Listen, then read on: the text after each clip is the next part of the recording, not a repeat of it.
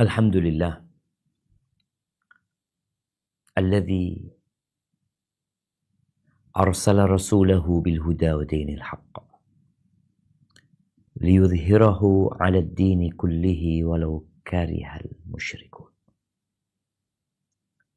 Segala puji bagi Allah Jalla Jalaluh yang telah mengutus Rasulnya dengan petunjuk dan agama yang benar.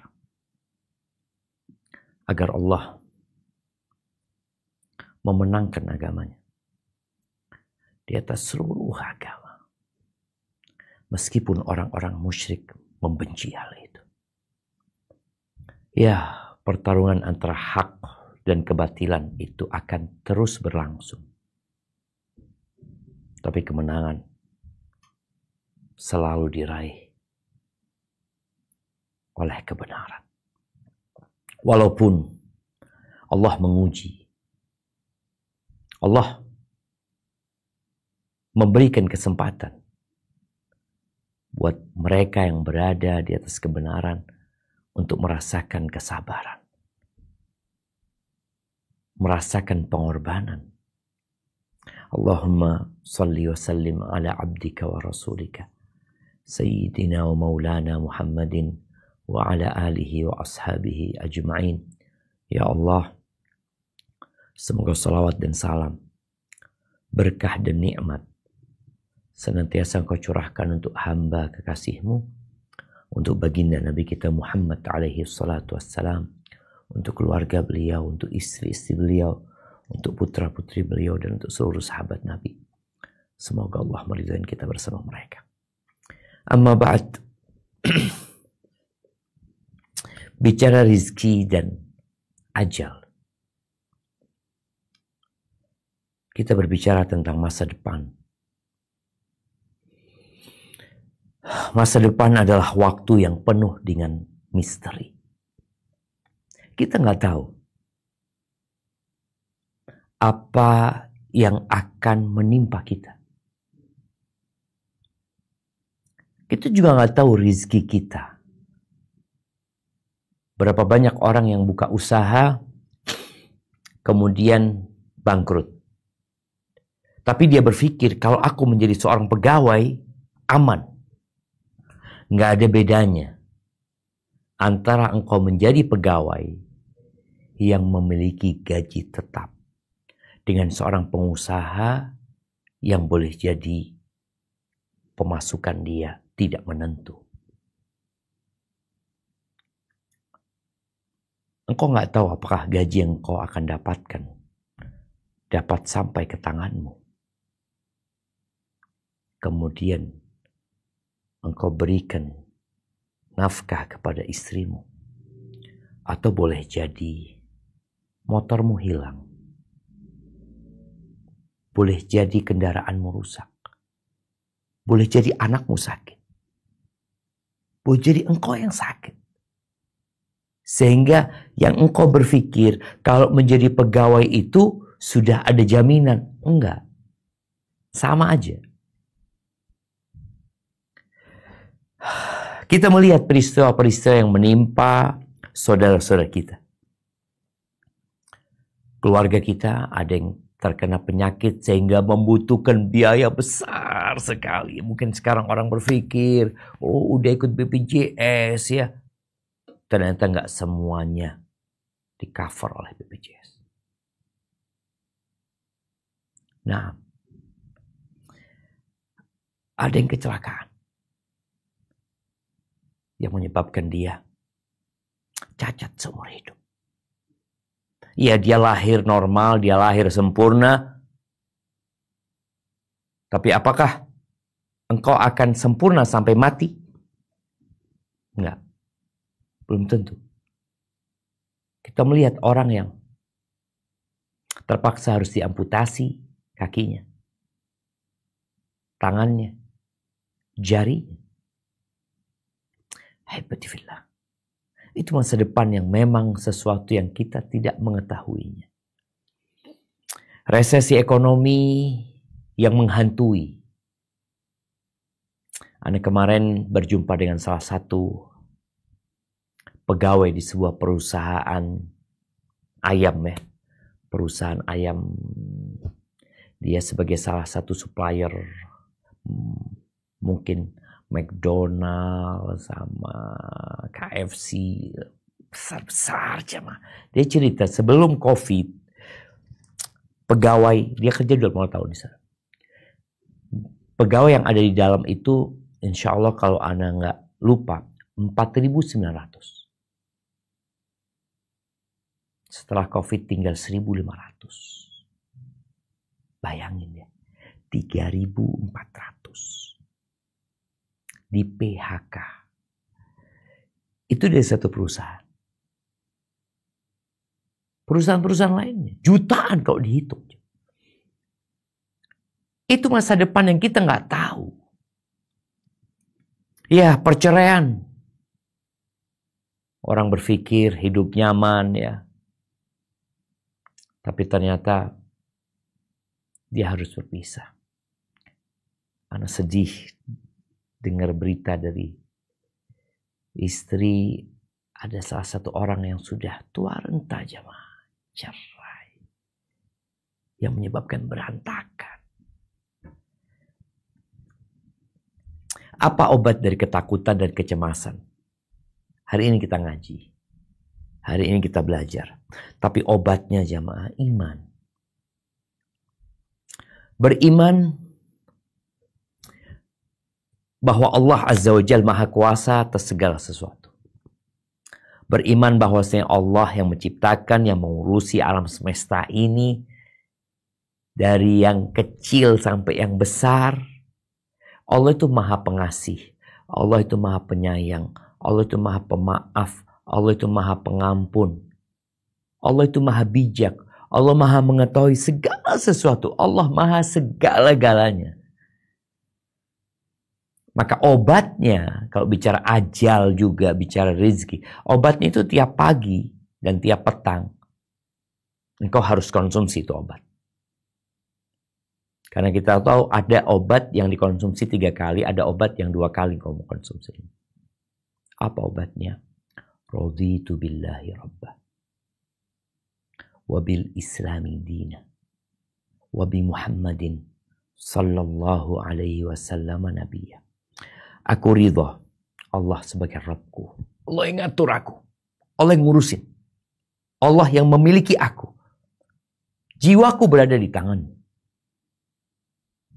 Aku ridha Allah sebagai Tuhan. Islam sebagai agamaku. Dan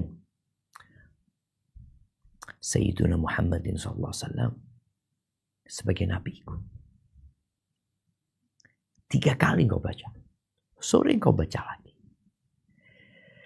Ahibati fillah, beriman dengan takdir bahwa Allah telah menetapkan segala-galanya, ajal dan rizki juga sudah Allah tetapkan. Itu membuat engkau jadi tenang hidupmu. Apapun yang menimpamu, keburukan atau kebaikan, itu udah ditetapkan. Coba kita buka firman Allah Azza wa Jalla di surat Luqman ayat 34. Nah, silakan dibaca.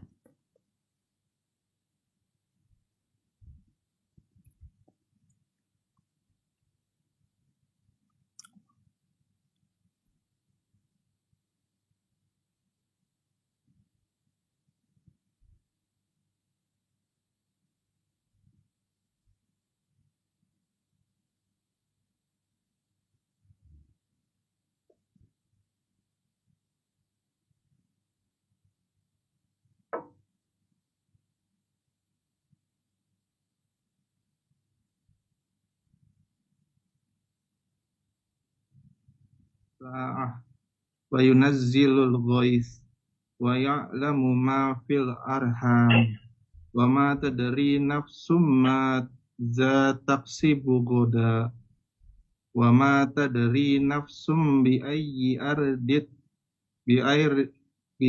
ardin tamut innallaha alimun khabir. Sesungguhnya hanya di sisi Allah ilmu tentang hari kiamat dan Dia yang menurunkan hujan dan mengetahui apa yang ada dalam rahim. Dan tidak ada seorang pun yang dapat mengetahui dengan pasti apa yang akan dikerjakannya besok. Dan tidak ada seorang pun yang dapat mengetahui di bumi mana dia akan mati. Sungguh Allah Maha mengetahui lagi Maha mengenal. Itu Allah Azza wa Jalla.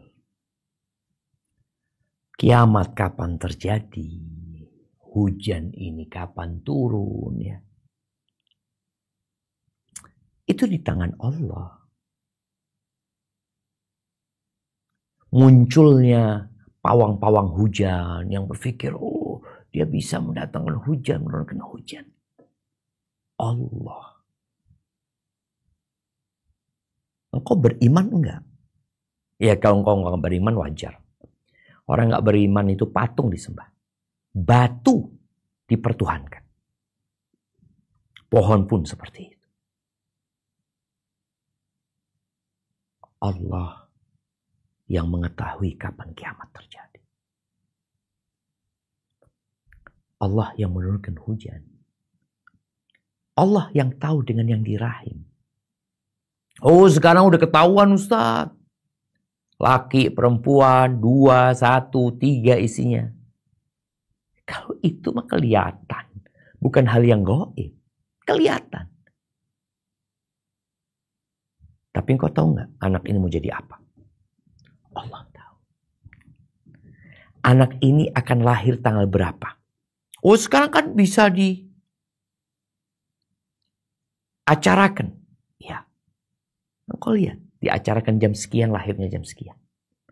Diacarakan hari ini, ternyata dokternya ini itu. Allah yang tahu pasti. Allah tahu nih anak nanti akan durhaka sama orang tuanya. Atau akan jadi anak yang berbakti.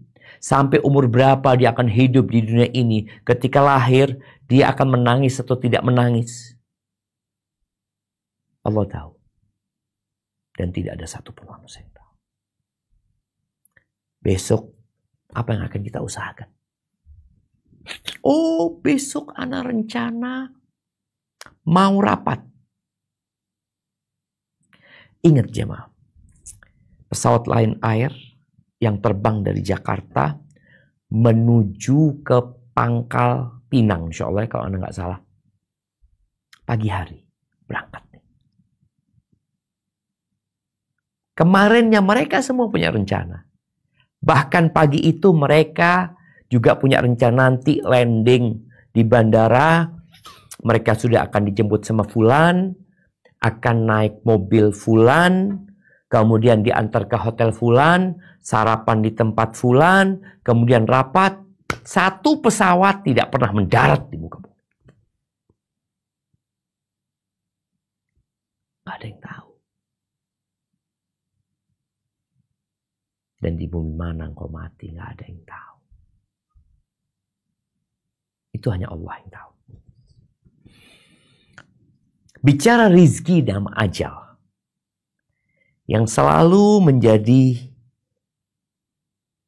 pikiran buat kita. Allah sudah tetapkan. Beriman itu yang membuatmu tenang. Apa kata Rasul SAW?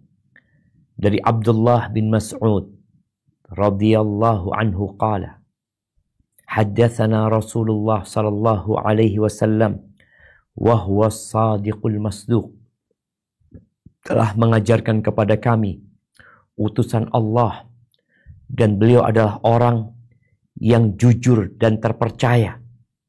Inna ahadakum yujma'u khalquhu fi batni ummihi 40 yawman thumma yakunu 'alaqatan mithla dhalik thumma yakunu mudghatan mithla dhalik.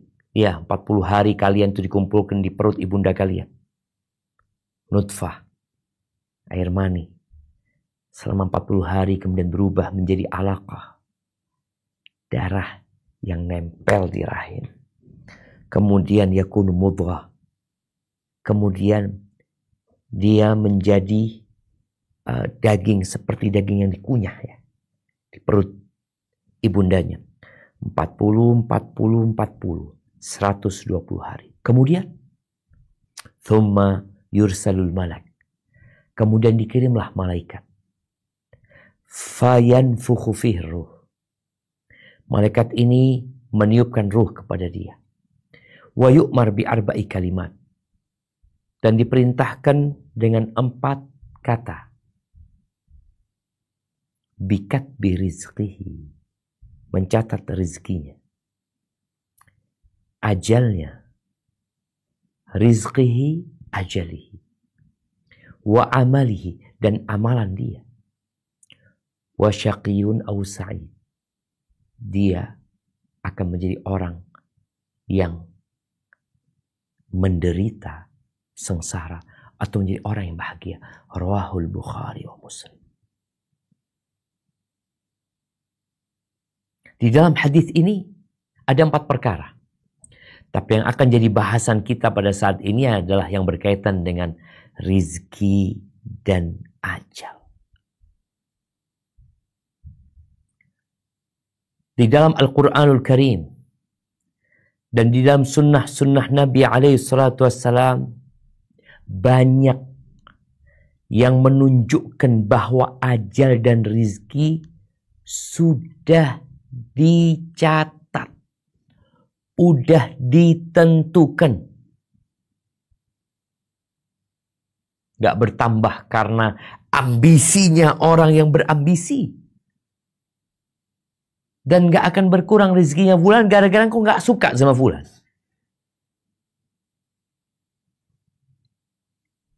Sudah dicatat. Kalau tadi pencatatan seumur hidup ya. Jadi pencatatan takdir itu ada yang dicatat takdir perorangan. Ada takdir alam semesta.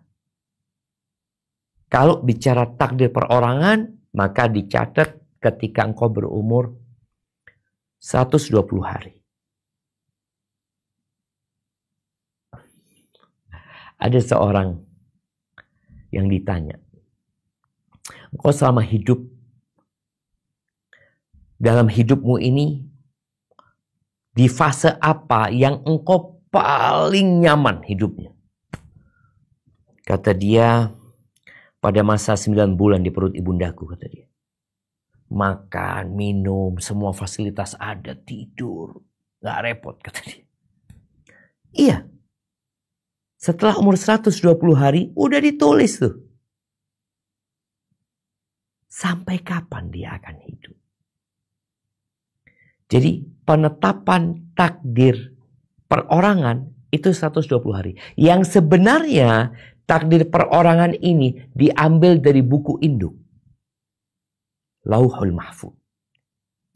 Yang kata Nabi alaihi salatu wassalam dari Abdullah bin Amr bin As radhiyallahu anhuma, anna an-nabiyya sallallahu alaihi wasallam qala, kataballahu maqadir al-khalaiqi qabla an yakhluqa as-samawati wal arda bi 50,000 sana. Allah telah menulis takdir-takdir, ketentuan-ketentuan makhluk-makhluk. Ini alam semesta. Sebelum penciptaan langit dan bumi. Langit yang 7 lapis belum ada, bumi pun belum dibuat. 50.000 tahun sebelum penciptaan langit dan bumi, itu sudah ditulis. Rawah Muslim.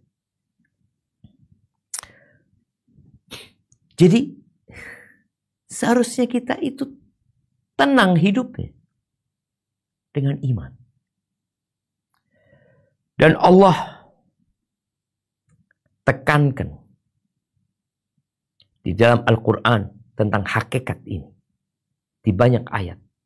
Di antaranya firman Allah di surat Ali Imran ayat 145. Apa kata Allah Azza wa Jalla? Silakan dibaca.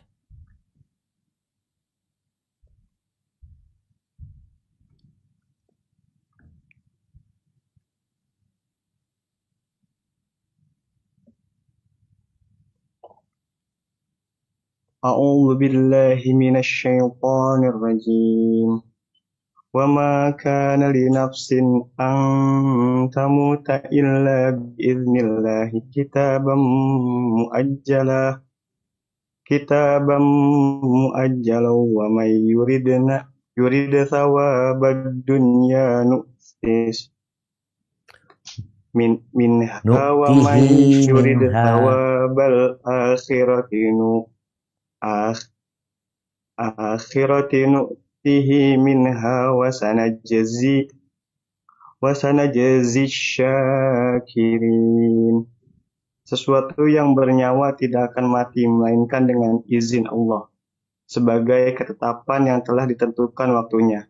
Barang siapa menghendaki pahala dunia, niscaya kami memberikan kepadanya pahala dunia itu. Dan barang siapa menghendaki pahala akhirat, kami berikan pula kepadanya pahala akhirat.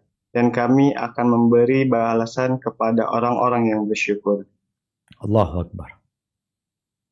Engkau gak bakal mati kecuali dengan izin Allah. Dan setiap yang bernyawa tidak akan mati kecuali dengan izin Allah Azza wa Jalla.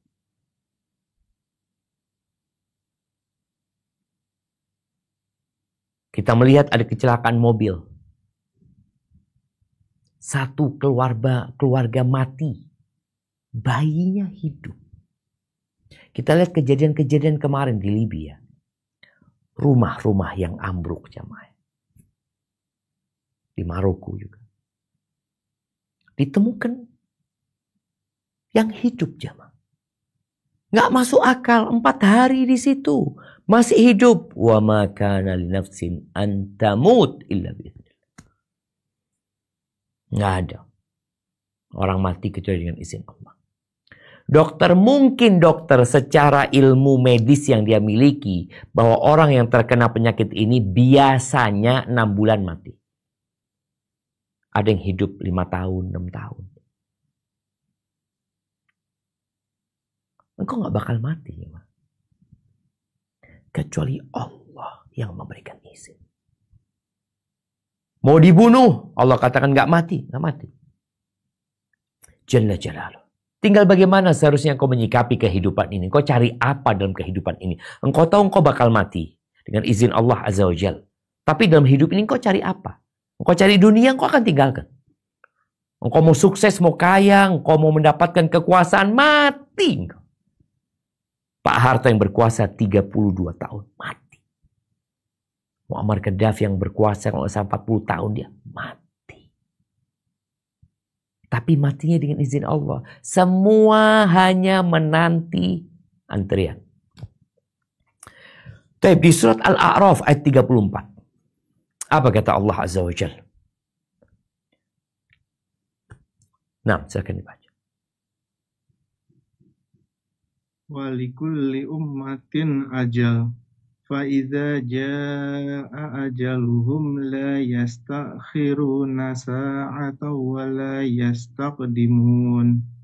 Dan setiap umat mempunyai ajal, batas waktu. Apabila ajalnya tiba, mereka tidak dapat meminta penundaan atau percepatan sesaat pun. Allahu Akbar. Ya, ketika terjadi gempa di Palu, di Lombok, ada yang satu kampung habis. Ketika terjadi tsunami, ratusan ribu ya habis. Kalau sudah datang waktunya, ya udah nggak ada yang bisa mundur. Ada yang minta dipercepat, nggak bisa. Udah ada waktu. Orang-orang munafikin di masa Nabi SAW, ya, mereka adalah golongan yang berbaur dengan umat Islam, yang mereka menggunakan pakaian-pakaian umat Islam, yang mereka berbahasa dengan bahasa umat Islam. Ketika ada kewajiban untuk berjihad di jalan Allah Azza wa Jalla, berperang, Itu orang-orang munafik. Karena sifat pengecut mereka, takut mereka. Mereka bikin alasan ini, itu. Mereka nggak mau ikut perang. Karena dalam bayangan mereka dengan nggak ikut perang, mereka akan selamat dari kematian. Ya jamaah. Engkau nggak mati sekarang, besok mati. Engkau nggak mati di medan perang, kau mati. Kalau sudah datang waktunya, engkau bakal mati. Apa kata Allah Azza wa Jalla di surat Ali Imran ayat 154? Membantah, menyanggah keyakinan mereka. Apa kata Allah? Silakan dibaca.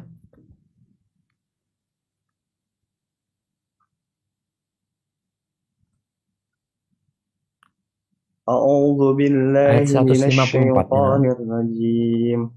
Tsumma anzala 'alaikum min ba'dil ghammi amanatan nu'asan yaghsha ta'ifatan minkum wa ta'ifatun qad ahammatuhum anfusuhum yadhunnuna billahi ghairal haqqi dhannal jahiliyah yaquluna hal lana minal amri min syai'in qul innal amra kullahu lillah. Baik, kalau berhenti di syai'i itu berhenti min syai'. Nah, Ustaz. Yaquluna hal lana minal amri min syai'. Qul innal amra kullahu lillah. Yukhfuna fi anfusihim ma la yubduna lak. Yaquluna law kana lana minal amri syai'um ma qutilna hahuna. Qul law kuntum fi buyutikum labarazal ladzina kutiba alaihimul qatlu ila madaji'ahim waliyabtaliyallahu ma fi sudurikum waliyumahhisa ma fi qulubikum wallahu alimun bidzatis sudur. Shadaqallah. Kemudian setelah kamu berduka cita, Allah menurunkan kepada kamu keamanan berupa kantuk yang meliputi segolongan dari kamu, sedang segolongan lagi telah dicemaskan oleh diri mereka sendiri. Mereka menyangka yang tidak benar terhadap Allah seperti sangkaan jahiliyah. Mereka berkata, apakah ada bagi kita barang sesuatu hak campur tangan dalam urusan ini? Katakanlah, sesungguhnya urusan itu seluruhnya di tangan Allah. Mereka menyembunyikan dalam hati mereka apa yang tidak mereka terangkan kepadamu. Mereka berkata, sekiranya ada bagi kita barang satu hak campur tangan dalam urusan ini, niscaya kita tidak akan dibunuh dikalahkan di sini. Katakanlah, sekiranya kamu berada di rumahmu, niscaya orang-orang yang telah ditakdirkan akan mati, terbunuh itu keluar ke tempat mereka terbunuh. Dan Allah berbuat demikian untuk menguji apa yang ada dalam dadamu dan untuk membersihkan apa yang ada dalam hatimu. Allah Maha mengetahui isi hati. Allahu Akbar jemaah. Urusan itu semua di tangan Allah Azza wa Jalla. Bagaimana kondisi orang-orang munafikin, orang-orang yang beriman, tenang mereka. Bahkan dalam kondisi perang, mereka ngantuk dan mereka bisa tidur. Sedangkan yang orang-orang munafik, cemas, khawatir. Kita ini punya campur tangan apa enggak dalam urusan ini? Maka dikatakan, Qul innal amrahu kullahu lillah. Semua urusan itu milik Allah Azza wa Jalla. Mereka memiliki keyakinan jahiliyah. Mereka mengatakan andai kata kita punya urusan nggak mungkin kita mati, nggak mungkin kita kalah. Engkau kalau di rumah pun, kalau waktunya engkau mati, waktunya engkau terbunuh, engkau akan keluar dari rumah itu. Pasti, ya. Jadi ujian itu diturunkan agar tampak mana orang-orang yang benar-benar beriman, mana yang pura-pura beriman. Dan kalau kita melihat ya di medan perang, lebih banyak yang mati menghadapi musuh, apa lebih banyak yang mati yang kabur dari musuh? Yang kabur lebih banyak yang mati. Khalid ibn Walid rahimahullahu ta'ala, ketika dia mau meninggal, dia mengatakan la namat a'yunul jubana. Semoga nggak tidur tuh orang-orang pengecut. Ha anadha, kata dia, nih aku nih. Tidak ada satupun tempat di tubuhku kecuali ada bekas tebasan pedang atau tusukan tombak atau anak panah. Khalid ini bukan orang yang kebal, jemaah. Ada banyak bekas luka, full tubuhnya Khalid penuh dengan luka. Lalu Khalid mengatakan, ha anadha amutu kama yamutu thawr. Aku mati seperti matinya sapi jantan. Dia ikut perang tidak mati, ikut perang tidak mati, perang lagi tidak mati, tidak mati. Kenapa? Belum waktunya mati. Di sini ditumbuhkan keimanan. Kalau ajalmu datang, engkau nggak perlu di medan perang. Di rumahmu datang.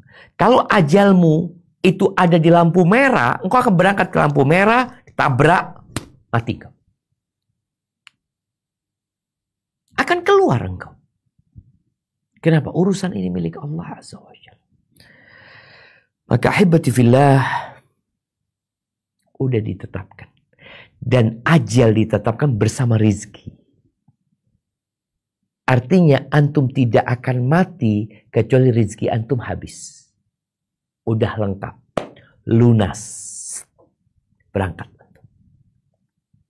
Loh, tapi kita melihat Ustaz, ada orang-orang yang Masya Allah, hartanya masih banyak. Istrinya masih hidup. Mobilnya juga banyak. Aset dia di mana-mana. Mati dia. Rizki dia udah selesai. Rizki dia udah selesai. Mati dia. Loh itu sisanya. Bukan milik dia. Makanya jangan sampai kau capek menghimpun harta. Ternyata bukan rizki. Mungkin rizki anak-anakmu. Mungkin rizki istrimu. Mungkin nanti rizki orang yang akan menikahi istrimu. Ketika janda kaya ya. Banyak laki-laki yang datang. Rizki pun udah selesai. Istrimu dinikahin oleh seorang laki-laki dan mendapatkan rizki lewat istrimu. Menikmatin rumahmu, mobilmu. Nah, karena bukan rizki. Ahibati fillah, rizki juga sudah dicatat. Dan Allah tekankan dengan menyebutkan jaminan. Engkau hadir ke muka bumi ini, sudah dijamin rizkinya. Fasilitas semua udah diberikan sesuai yang ditetapkan buat engkau. Tugasmu mengabdi kepada Allah Azza wa Jalla. Waktumu tidak lama, waktumu terbatas dengan ajal, rizkimu dijamin. Apa tugasmu? Mengabdi kepada Allah Azza wa Jalla. Seperti orang yang sudah dikasih fasilitas rumah, ya, kasih fasilitas kesehatan, santunan beras, ini, itu. Tugasmu engkau bekerja di perusahaan ini, majukan perusahaan ini. Tapi kita tahu perusahaan tidak pernah memberikan mata kepada kita, tidak pernah memberikan kaki kepada kita, nggak ngasih apa-apa tuh perusahaan. Nah, Allah berikan segalanya. Jadi kalau dilihat fasilitas yang diberikan Allah, jauh lebih berharga dari semua fasilitas yang pernah diberikan manusia kepada manusia. Lu Ustaz, ini anak kasih mobil Mercy, Ustaz. Orang ini Ustaz, kerjanya nggak bener. Anak kasih rumah villa Ustaz, kolam renang di belakangnya, pembantu, makanan semua siap. Engkau dikasih kaki sama Allah. Lebih berharga daripada jutaan mobil yang ada di muka bumi. Cuma manusia nggak sadar. Baik, apa kata Allah di surat Hud ayat 6? Menjamin rizki semuanya. Bukan cuma engkau. Kecoak pun ada rizkinya. Kambing, apa aja ada rizkinya. Apa kata Allah Azza wa Jalla di surat Hud ayat 6? Tafadhol dibaca. Wa ma min dabbatin fil ardi illa 'ala Allahi rizquha wa ya'lamu mustaqarraha wa mustawda'aha kullun fi kitabim mubin. Dan tidak ada suatu binatang melata pun di bumi melainkan Allah lah yang memberi rezekinya, dan Dia mengetahui tempat berdiam binatang itu dan tempat penyimpanannya. Semuanya tertulis dalam kitab yang nyata, Lauh Mahfuz. Allahu Akbar. Ahibati fillah. Wa ma min dabbatin fil ard. Tidak ada satupun yang melata di muka bumi ini.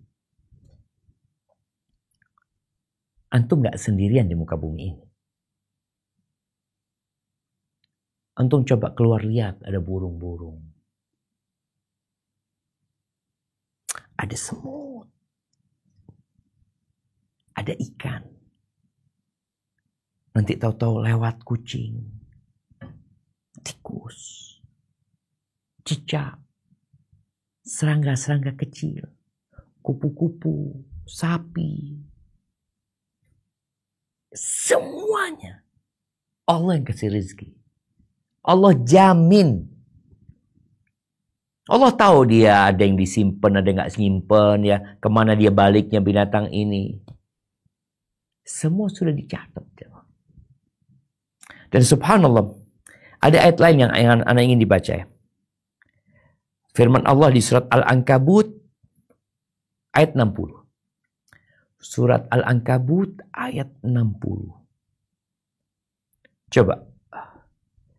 Kita baca ayat ini. Surat Al-Ankabut ayat 60. نعم تفضل. أعوذ بالله من الشيطان الرجيم وكأين من دابة لا تحمل رزقها الله يرزقها وإياكم وهو السميع العليم. Dan beberapa banyak binatang yang tidak dapat membawa rezekinya sendiri. Allah lah yang memberi rezeki kepadanya dan kepadamu. Dan Dia maha mendengar lagi maha mengetahui. Allahu Akbar jemaah. Kalau kita lihat binatang nih yang hidup, banyak yang tidak seperti manusia. Manusia menyimpan. Manusia menabung.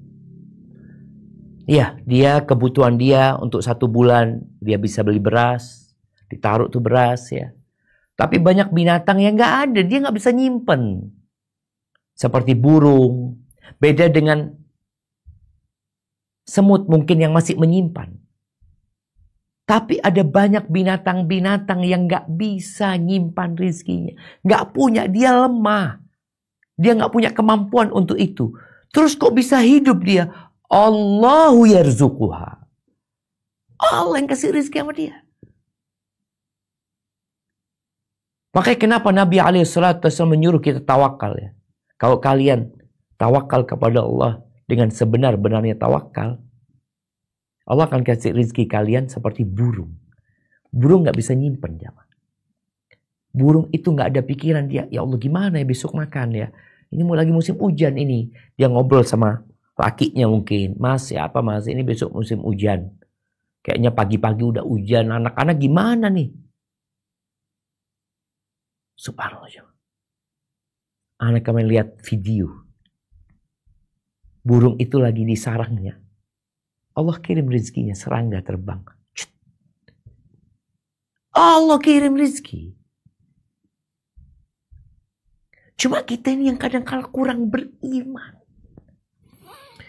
Allah jamin rizki, engkau nggak percaya. Allah bersumpah. Allah bersumpah. Apa kata Allah Azza wa Jalla di surat Adz-Dzariyat ayat 22-23. Tentang sumpah Allah tentang rizki. Nah, tafadhal dibaca. Wa fis samaa'i rizqukum wa ma tu'adun. Wa rabbis samaa'i wal ardi innahu lahaqqum mislama annakum tantikun. Dan di langit terdapat sebab-sebab rezekimu dan apa yang dijanjikan kepadamu. Maka demi Tuhan langit dan bumi, sungguh apa yang dijanjikan itu pasti terjadi seperti apa yang kamu ucapkan. Allahu Akbar jamaah. Allah bersumpah. Udah dijamin rezeki. Allah nyuruh kita tawakal, berserah diri kepada Allah Azza wa Jalla. Allah itu maha hidup dan tidak mati. Engkau serahkan sama Allah. Perintah untuk bertawakal banyak. Wa 'alallahi falyatawakkalul mu'minun. Wa tawakkal 'alal hayyil ladzi la yamut. Serahkan sama Allah. Fa idza 'azamta fatawakkal 'ala Allah. Kalau engkau sudah punya tekad, udah serahkan sama Allah Azza wa Jalla. Maka orang yang tidak merasa nyaman dengan jaminan Allah. Kita tahu ya, ada banyak garansi yang menipu. Syarat dan ketentuan ditulis kecil di sana. Padahal syarat dan ketentuan nggak bisa dipenuhi. Ada garansi-garansi yang kita nggak merasa nyaman. Bahkan orang kadang-kadang kalau beli, ya ini kita tidak sedang berbicara tentang hukum garansi. Tapi biasanya orang itu kalau beli, dia akan cari garansi yang paling apa ya? Paling memuaskan gitu. Allah kasih garansi sama engkau. Engkau nyaman gak sama garansi Allah? Engkau percaya gak dengan sumpah Allah? Allah bersumpah tentang jaminan rezeki. Kemudian engkau tidak peduli dengan perintah Allah untuk bertawakal. Ya, Allah berjanji, Allah mengancam, perintahnya tolong dijalankan, engkau enggak. Engkau akan menjadi orang-orang yang merugi. Binasa dan menderita hidupmu di muka bumi. Ada orang-orang yang na'udzubillah ya. Kita kadang kasihan sama satu orang. Ana pernah kasihan sama satu orang. Kita bantu. Ternyata orang ini memang minal halikin ya. Kasihan dia. Dia orang-orang yang kurang bersyukur sama Allah ya. Nggak bersungguh-sungguh. Ambisinya duniawi. Apa kata Hasan al-Basri? Rahimahullahu ta'ala. La'anallahu aqwaman aqsama lahum rabbuhum falam yusaddiqu. Allah melaknat satu kaum yang Allah bersumpah untuk mereka. Memberikan jaminan kepada mereka. Mereka nggak percaya. Terkutuk nih orang-orang ini. Haram ibn Hayyan pernah bertanya kepada gurunya Ibn Adham, Ibrahim ibn Adham. Dia mengatakan, "Aina ta'muruni an uqim?" Engkau suruh aku tinggal di mana? Ini murid tanya sama gurunya. Dia mau belajar, dia mau menuntut ilmu, dia ingin hijrah ya. Engkau suruh aku tinggal di mana? Lalu gurunya ini menunjuk arah ke Syam. Kau berangkat ke Syam. Lalu tanya dia, ini Haram ini. Wa kaifal ma'isha? Gimana penghidupan di sana? Kok aku disuruh ke sana? Apa kata Ibrahim? Uffin li hadhil qulub. Celaka buat hati-hati ini, buat hati. Laqad khalataha syak. Hati itu sudah bercampur dengan keraguan sehingga nasihat nggak manfaat buat dia. Orang ada yang ragu dengan rizki. Ketika dia kerja di tempat yang haram, dia berpikir, loh, kalau aku berhenti dari tempat ini, gimana aku bisa hidup? Gimana dengan keluargaku? Gimana dengan orang-orang yang bekerja sama aku?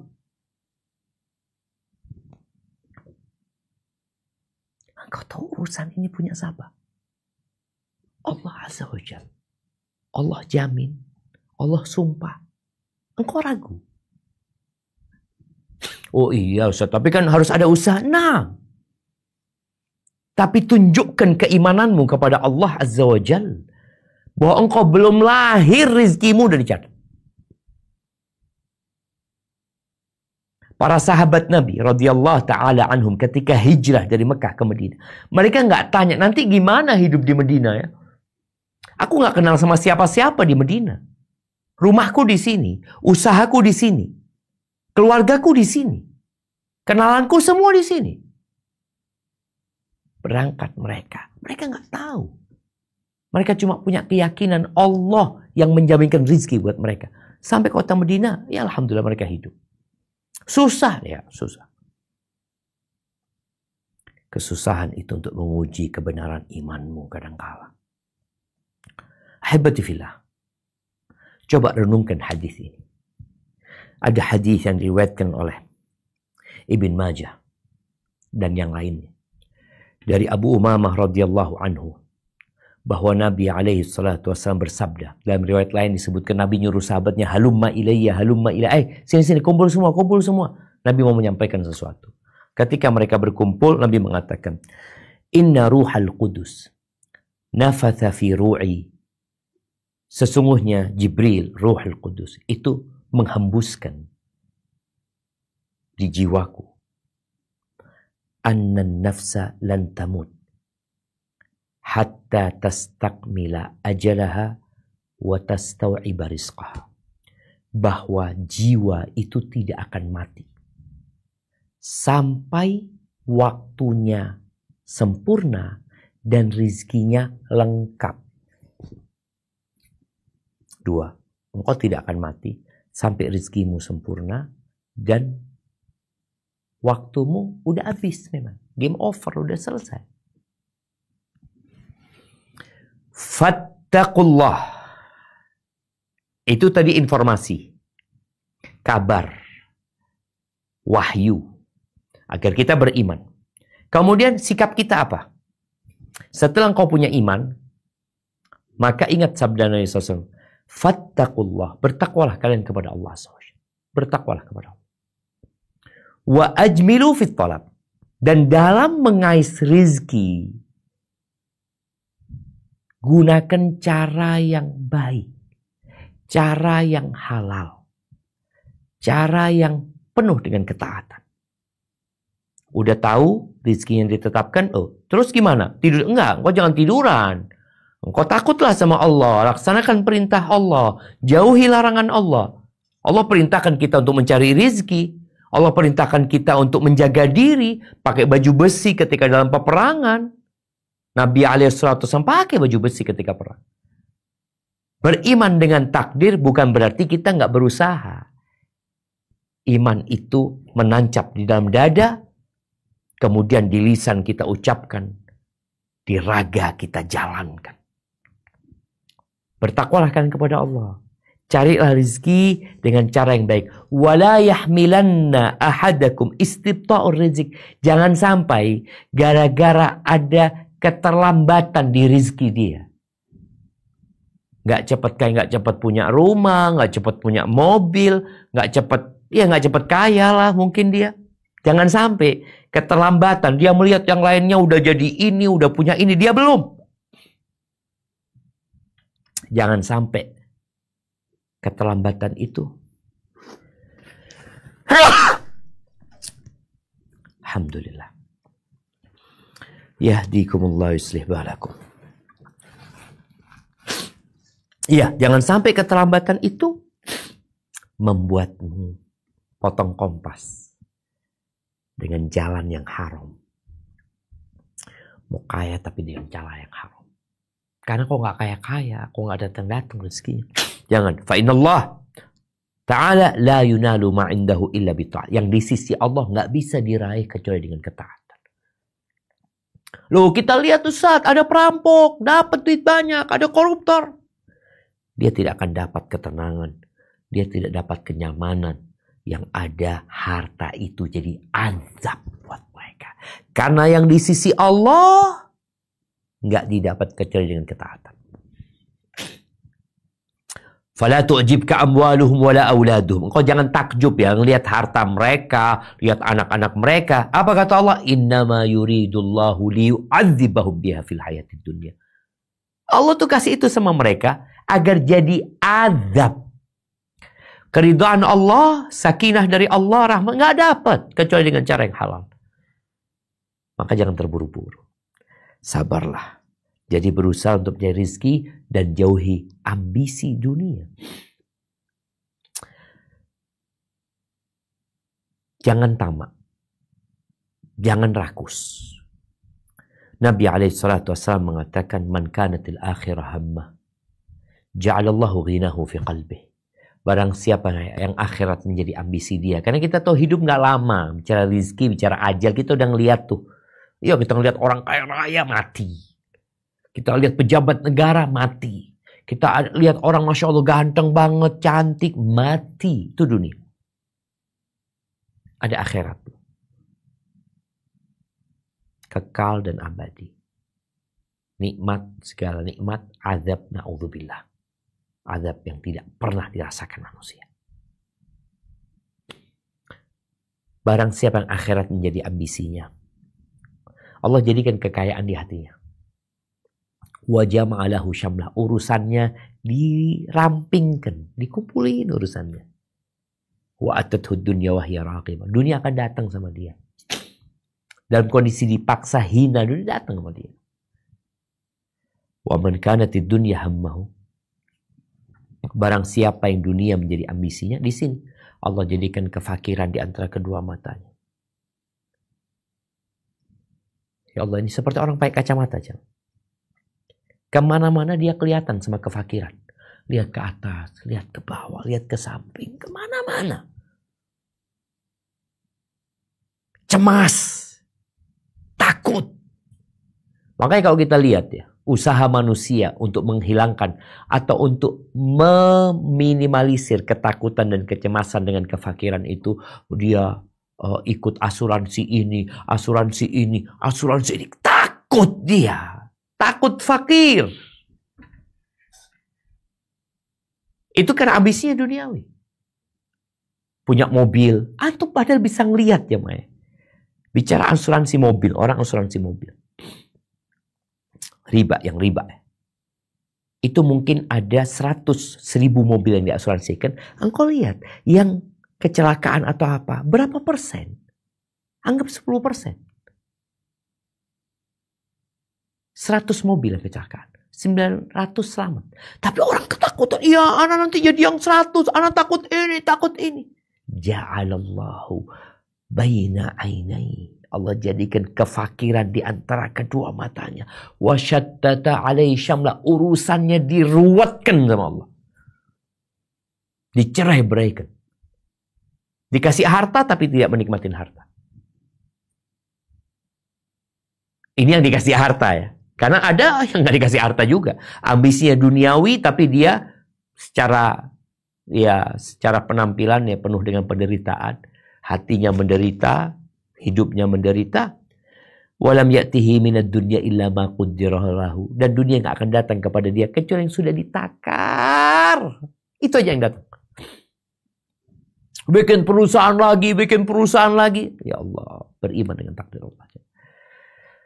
Ya Allah, jadikan ambisi kita. Ada doa Nabi SAW. Wala taj'alid dunya akbara hammina wala mablagha ilmina. Ya Allah, jangan jadikan dunia itu ambisi kita yang terbesar. Jangan ya Allah. Ilmu kita jangan sampai hanya untuk cari dunia.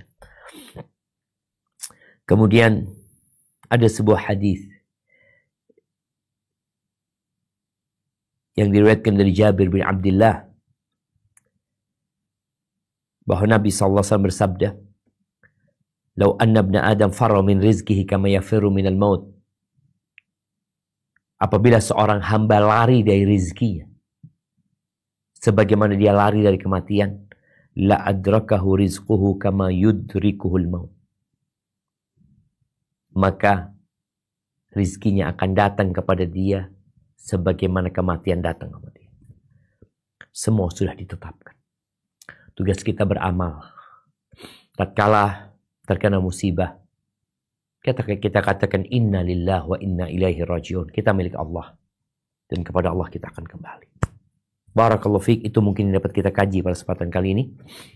Kurang lebihnya mohon maaf. Mungkin kita masuk ke sesi tanya jawab. Ana kembalikan ke pemandu acara kita. Jazakumullah khair. Jazakallah khair. Syukur Ustaz atas nasihat dan ilmunya. Oke, sudah ada pertanyaan Ustaz dari jemaah. Oke, Ana coba bacakan yang pertama Ustaz. Minta sarannya Ustaz. Rizki itu kan qadarullah dan sudah ditetapkan ya Ustaz. Bagaimana dengan seorang suami yang datang ke kajian terus-menerus dan tidak usaha mencari rizki hingga keluarga terlantar untuk makan saja sampai istri mencari pinjaman? Masya Allah, barakallahu fiik. Naam, ahibati fillah. Inilah yang perlu diluruskan. Tadi udah disampaikan Allah menjamin rizki. Allah bersumpah. Tapi Allah juga nyuruh. Nabi SAW menyebutkan engkau tidak akan mati kecuali ajalmu sudah datang, rizkimu udah habis. Tapi apa kata Nabi? Fattaqullah, bertakwalah engkau kepada Allah. Apa makna bertakwa kepada Allah? Melaksanakan perintah Allah, menjauhi larangannya. Berkaitan dengan suami, apa kata Allah Azza wa Jalla? Ar-rijalu qawwamuna 'alan nisa. Laki-laki itu pemimpin buat kaum wanita. Dengan apa dia jadi pemimpin? Karena dua hal. Yang satu ini informasi, yang dua ini perintah. Yang pertama dengan karunia yang Allah berikan kepada dia. Bima faddalallahu ba'dahum 'ala ba'd. Karena Allah memberikan kelebihan buat laki-laki. Yang kedua, ini ada perintah.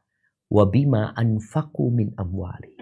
Karena mereka memberikan nafkah kepada istri-istri mereka.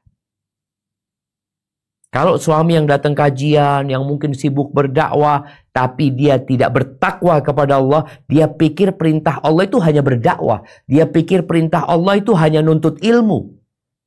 Hanya belajar. Lah, perintah Allah untuk kasih nafkah sama istrimu. Makanya Allah Azza wa Jalla katakan, Alladzi ja'ala lakumul arda dhalulan famshu fi manakibiha wa kulu min rizki. Allah tuh yang menjadikan bumi ini landai. Kalian berjalanlah.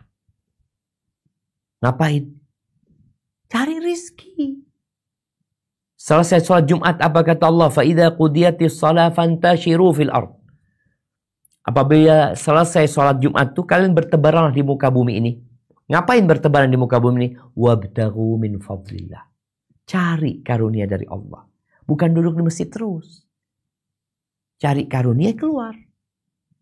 Kemudian, wadhkurullaha katsiran la'allakum tuflihun. Dalam proses engkau mencari rizki di luar masjid, ingat, masjid itu nggak boleh dagang di masjidnya. Disuruh keluar yang mau dagang, yang mau usaha. Tapi dalam proses engkau mencari rizki, ingat sama Allah yang banyak. Maka apa tugas seorang istri yang mendapati suami seperti ini? Boleh jadi suami punya pemahaman yang salah. Sehingga dia melakukan itu dan dia berpikir dia telah bertakwa kepada Allah. Bahkan dia menjadi orang yang soleh. Maka coba engkau ngobrol sama suami tentang yang dilakukan dia. Dia tidak bekerja karena malas atau karena sebuah keyakinan. Karena malas ya perlu dikasih semangat. Kalau karena sebuah keyakinan berarti perlu dikasih pencerahan. Mungkin kau seorang istri tidak bisa memberikan pencerahan. Kau ngomong sama suami, Mas, aku ini siap menerimamu apa adanya. Aku siap berjuang bersama anak-anak. Tapi aku ingin memastikan bahwa yang kau lakukan itu sesuai dengan syariat. Apakah Nabi Muhammad SAW seperti itu? Apakah Abu Bakar yang dijamin masuk surga seperti itu? Apakah Umar, Uthman, Ali bin Abi Thalib, Abdurrahman bin Auf seperti itu?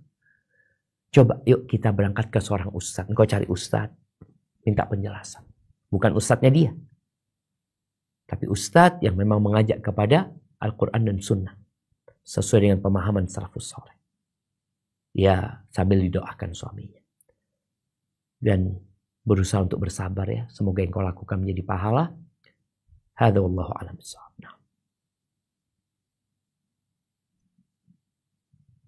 Izin pertanyaan berikutnya Ustaz.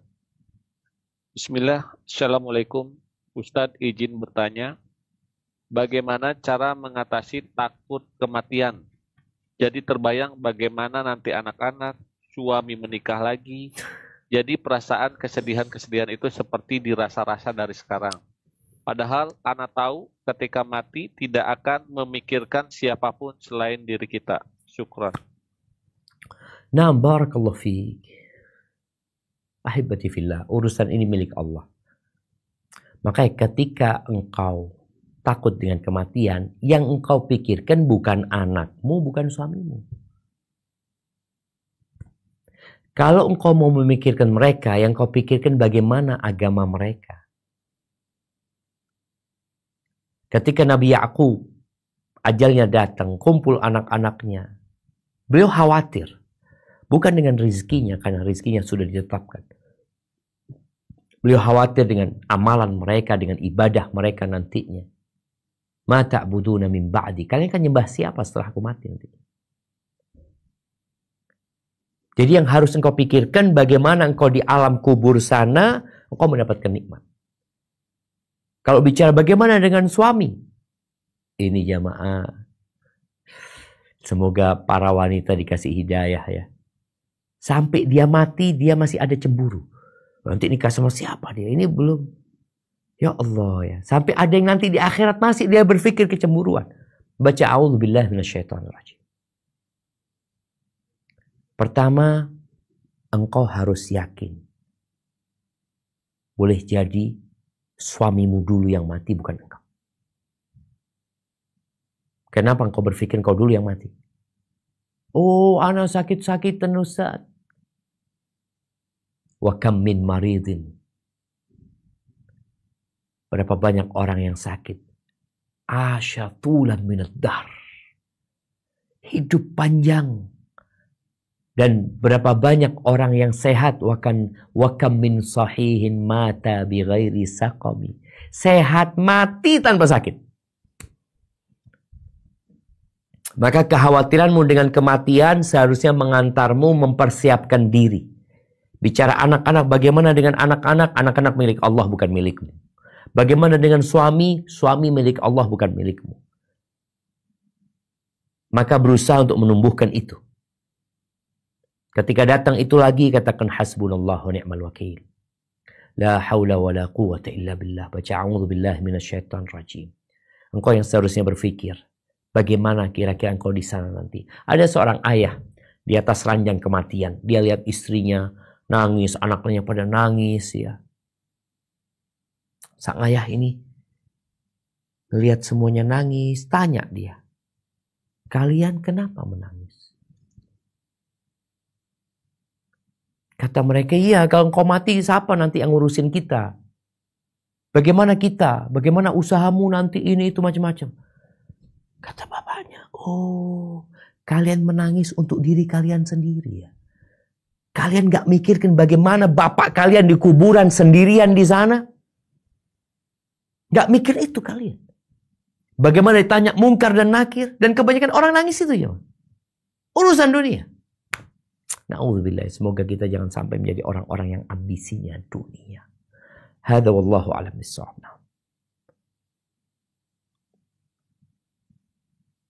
Oke.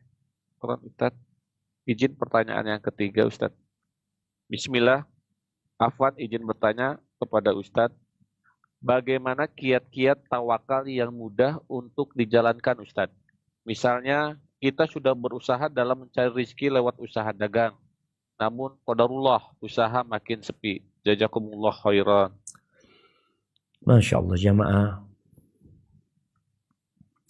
Ketahuilah bahwasanya tawakal itu amalan hati. Yang mau tidak mau, kalau engkau ingin tawakal yang sebenarnya, engkau harus kenal sama Allah Azza wa Jalla.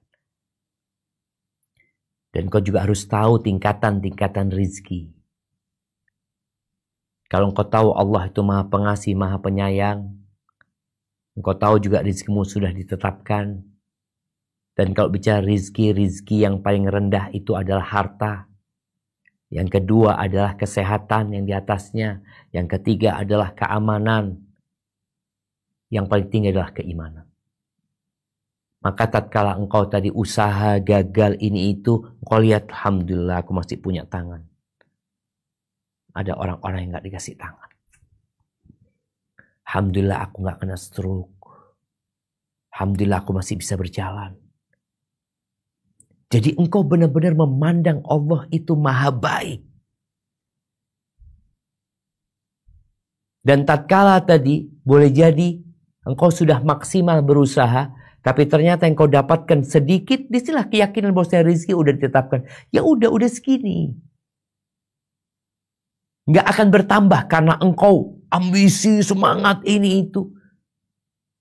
Tetap segitu, laksanakan perintah Allah dan serahkan sama Allah Azza wa Jalla. Hanya saja kita perlu sering-sering melihat kepada yang di bawah. Penyakit manusia melihat ke atas. Dunia ini menggoda, mempesona. Dia ngelihat, oh fulan punya ini, fulana punya ini, aku kok kayak gini. Engkau lihat lebih banyak ke yang ruwet hidupnya, yang lebih ruwet daripada engkau. Lebih susah, maka lihatlah kepada yang di bawah. Insya Allah, engkau akan terus berbaik sangka sama Allah, dan akan terus menyerahkan semua kepada Allah. Ketika engkau keluar rumah, selalu membaca, Bismillahi, tawakkaltu ala Allah, la hawla wa la quwwata illa billah. Barakallahu fiik.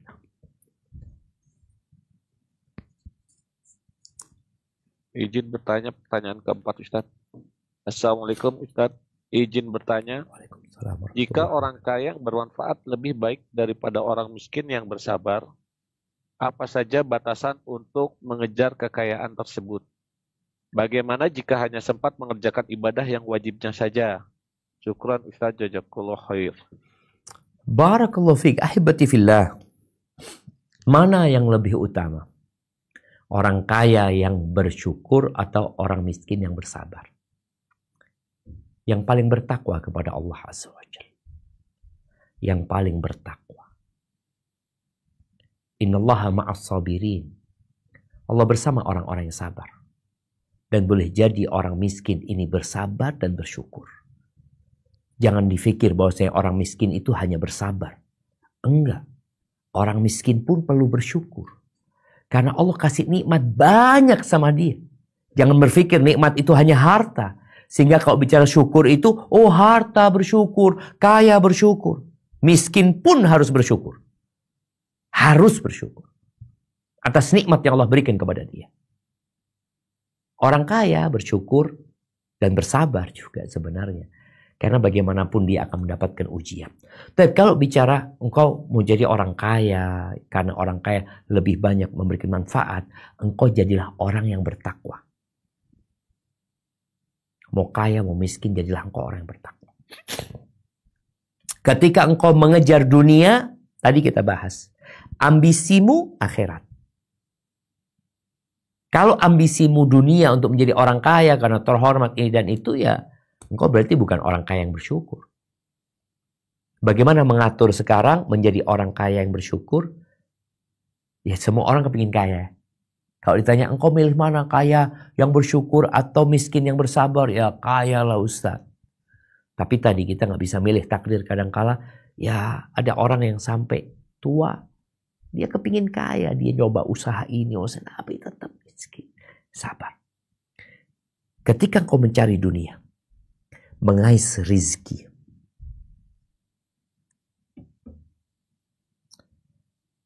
engkau tanyakan kepada dirimu, untuk apa? Ya, untuk apa? Kalau hanya untuk kesenangan berarti untuk dunia. Kalau engkau berpikir enggak Ustaz, anak kepingin berangkat umroh, anak kepingin berangkat haji, anak kepingin menghajikan orang tua anak kepingin nyumbang buat masjid, buat sekolahan, buat ini, itu macam-macam.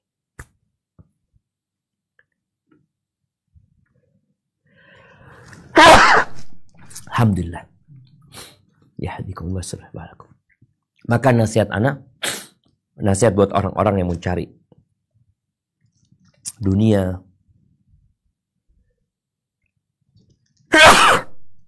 Alhamdulillah jemaah. Tunggu sebentar. Untuk membaca doa. Ada 2 doa. Pertama doa yang Nabi ajarkan kepada Shaddad bin Aus. Di mana Nabi SAW mengatakan, Ya Shaddad bin Aus, idza ra'aitan nas yaknizuna adh-dhahab wal fiddah. Kalau engkau melihat orang sibuk mengumpulkan emas dan perak, dunia, engkau kumpulkan doa-doa ini. Apa doanya? Allahumma inni as'aluka tsabata fil amr wal azimata 'ala ar-rusyd wa as'aluka mujibati rahmatik wa azaima maghfiratik. Ya Allah, aku memohon kepadamu ketetapan di atas kebenarannya dalam urusan ini, dan semangat di atas kebenaran, ketetapan di atas urusan dan semangat untuk melaksanakan kebenaran tersebut. Dan aku memohon kepadamu yang dapat menghadirkan ampunanmu, mendatangkan rahmatmu. Wa as'aluka qalban saliman wa lisanan sadiqan. Aku meminta kepadamu syukra nikmatik wa husna ibadatik. Aku memohon kepadamu agar aku bisa bersyukur kepadamu dan beribadah yang baik kepadamu. Aku memohon kepadamu hati yang selamat dari penyakit-penyakit hati, iri, dengki, dunia. Kemudian lisan yang jujur. Wa as'aluka min khairi ma ta'lam. Dan aku memohonmu dari segala kebaikannya yang kau ketahui, dan wa a'udzubika min syarri ma ta'lam wa astaghfiruka lima ta'lam innaka anta 'allamul ghuyub. Dan aku berlindung kepadamu dari segala keburukan yang kau ketahui, dan aku memohon ampun dari segala hal yang kau ketahui. Sesungguhnya engkau maha mengetahui hal-hal yang gaib. Itu doa yang pertama. Doa yang kedua, doa yang biasa Nabi baca ya di akhir majelis ya. Beliau baca doa, Allah maqsim lana min khasyatika ma tahulu bihi bainana wa baina ma'asik. Ya Allah, aku memohon kepadamu rasa takut kepadamu yang dengannya kau bisa menghalangi aku dari perbuatan dosa, dari perbuatan kemaksiatan. Wa min ta'atika ma tuballighuna bihi jannatak. Dan berikan kepada kami ketakwaan kepadamu, dan bagikan buat kami ketaatan kepadamu yang dengannya kami bisa sampai ke surgamu. Wa minal yaqin ma tuhawwinu bihi alaina masa'ibad dunya. Dan bagikan buat kami keyakinan yang dengannya terasa ringan musibah-musibah dunia. Wa matti'na bi asma'ina wa absarina wa quwwatina ma ahyaitana waj'alhu al-waritha minna. Ya Allah, jadikan kami bisa menikmati pendengaran kami, penglihatan kami, kekuatan kami selama kami hidup, bahkan jadi pewaris buat kami. Waj'al tha'rana 'ala man zalamana wansurna 'ala man 'adana. Dan jadikan balas dendam kami, waj'al tha'rana 'ala man zalamana, buat orang-orang yang menzalimin kami. Dan tolonglah kami menghadapi orang-orang yang zalim itu.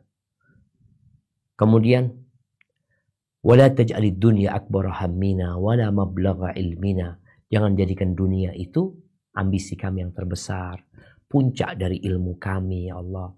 Itu doa yang diajarkan Nabi sampai akhir doa tersebut ya. Bisa dicari doanya. Semoga Allah memberikan kepada kita ambisi akhirat ya. Jadi ketika antum usaha, tolong dipikirkan, kenapa antum usaha? Untuk apa sebenarnya?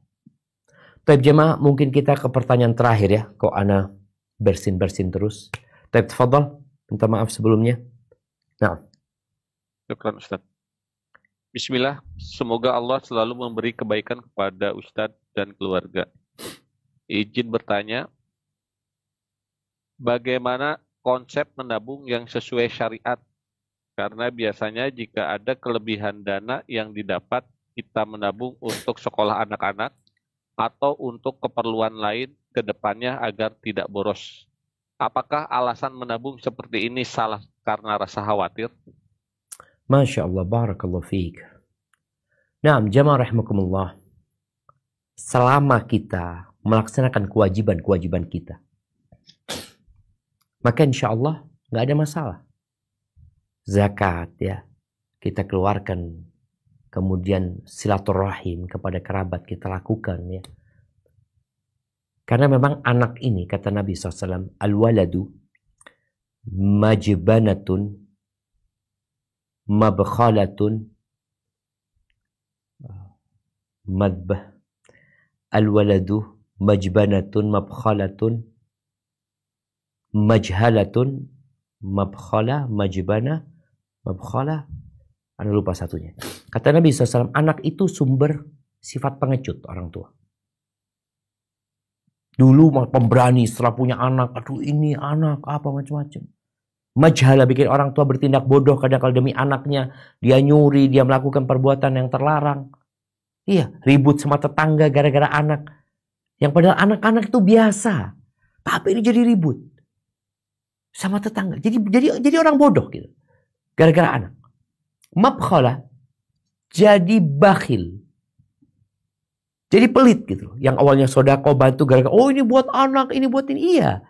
Maka tadi standarnya, engkau menabung boleh untuk kebutuhan anak-anakmu, untuk supaya tidak boros, tapi jangan sampai meninggalkan kebaikan-kebaikan yang bisa engkau lakukan. Apalagi yang menjadi sebuah kewajiban. Jadi, teruslah berbagi dengan orang, dan berbagi sama orang itu juga termasuk asuransi. Karena berbuat baik kepada orang itu akan menyelamatkan kita dari bala dan musibah, tolak bala. Jadi jangan takut untuk berbagi, kemudian engkau berpikir, enggak ini buat anak, iya. Engkau punya anak, mungkin engkau punya uang 20.000, yang satu buat anakmu, yang satu buat anak yatim. Recording stopped. Dengan harapan, itulah yang akan menjadi jaminan buat engkau. Dan kalau bicara apakah itu kekhawatiran di masa depan, tadi udah dibahas, rezeki sudah dijamin. Engkau laksanakan perintah Allah. Apa perintah Allah Azza wa Jalla? Berusaha, bekerja untuk memberikan nafkah kepada mereka, untuk kebaikan mereka. Silahkan. Tapi larangan Allah jangan dilanggar. Seperti itu. Jamaah, mohon maaf ya. Kok sepertinya ini menjadi pertanyaan terakhir. Kurang lebihnya mohon maaf. Anda kembalikan ke moderator. Mudah-mudahan bisa disambung di lain kesempatan. Wassallallahu ala nabiyina Muhammad wa ala alihi wa sahbihi wasallam. Jazakumullah khairan.